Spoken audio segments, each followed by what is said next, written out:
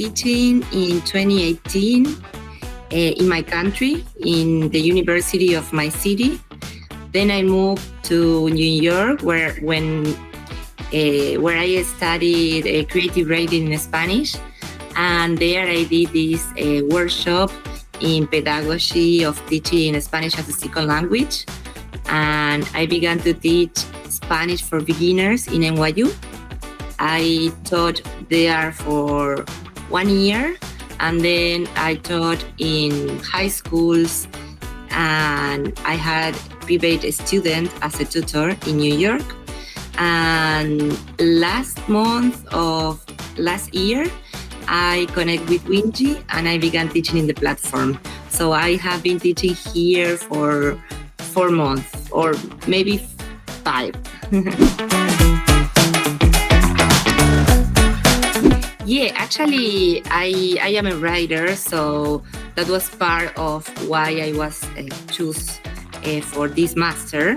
And I discovered the pleasure to teach Spanish during my time studying there. When I have the possibility to do this workshop, and I was chosen to teach in the university.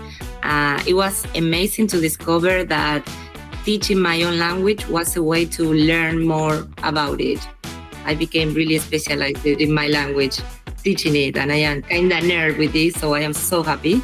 And I love to teach my language because we say Spanish is such a big language.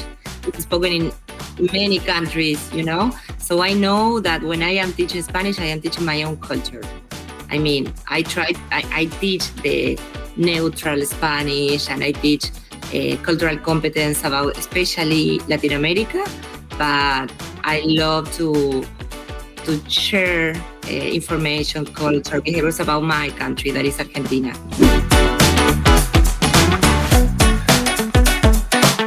Yeah, I remember one student that was in my in-person classes in the university. He told me that he had to travel, so it was impossible for him to attend my class. And the very same day, in the afternoon, I saw him in the street. And I said, "Oh, Phil." It was so funny. And he was like, "Oh," because he told me, "I am in the airport right now." He told me that in the email. I mean, I have very curious students, and they actually made amazing questions. They are really challenged. They really challenged to me. But no, I think not like really weird questions. They are always super curious about my country, or like very famous cultural thing we have, like our football team or things like that.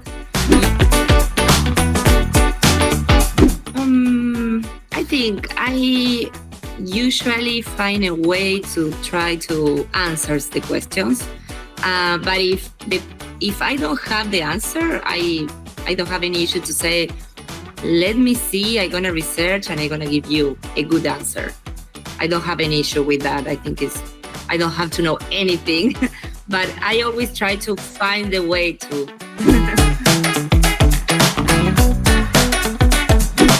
No, I am thinking in this same guy I told you that put this excuse about to being in the airport, but I don't have that like ridiculous moment that I remember.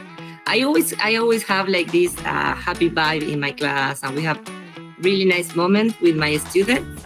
But I don't remember a particular blooper. I don't think so. No.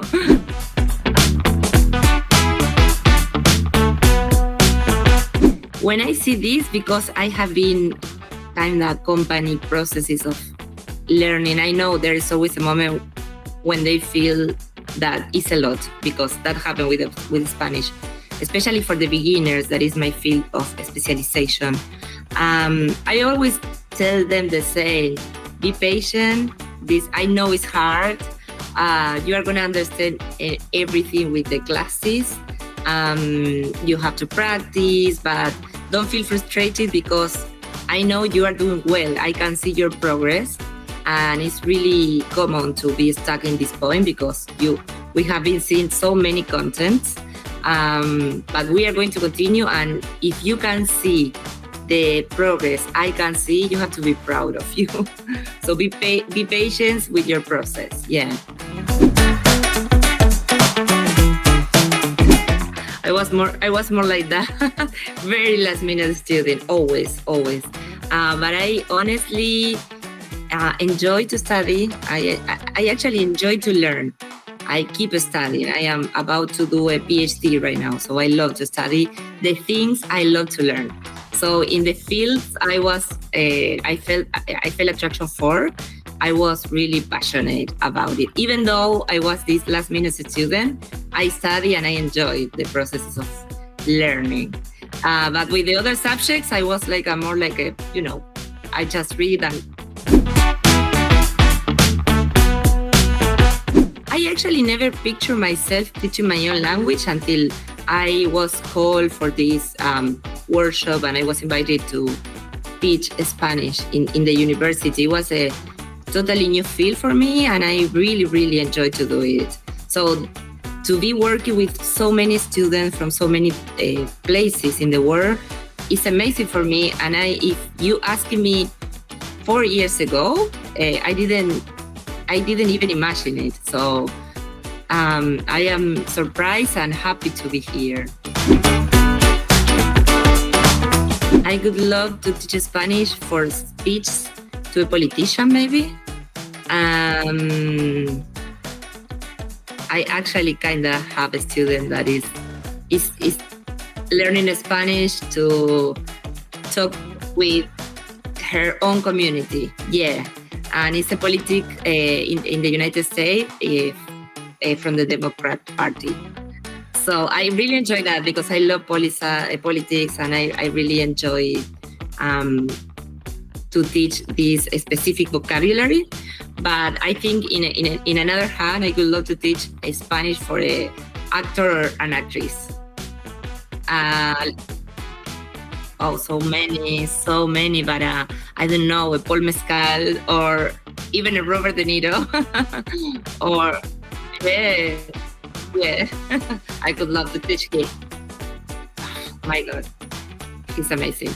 And he has been in Argentina. He had so many stories about it, recently.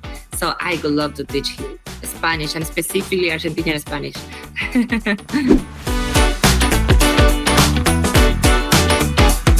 In this moment, I would love to teach in a mountain, in a forest area, maybe the south of my country, Patagonia. I would love to move there for a while to teach. Yeah, that would be amazing. Yeah, the girl running, for sure. The face like a kind of tired with the and the face happy, of course. Wiingy, a better way to learn. Thank you. It was a pleasure. Bye-bye.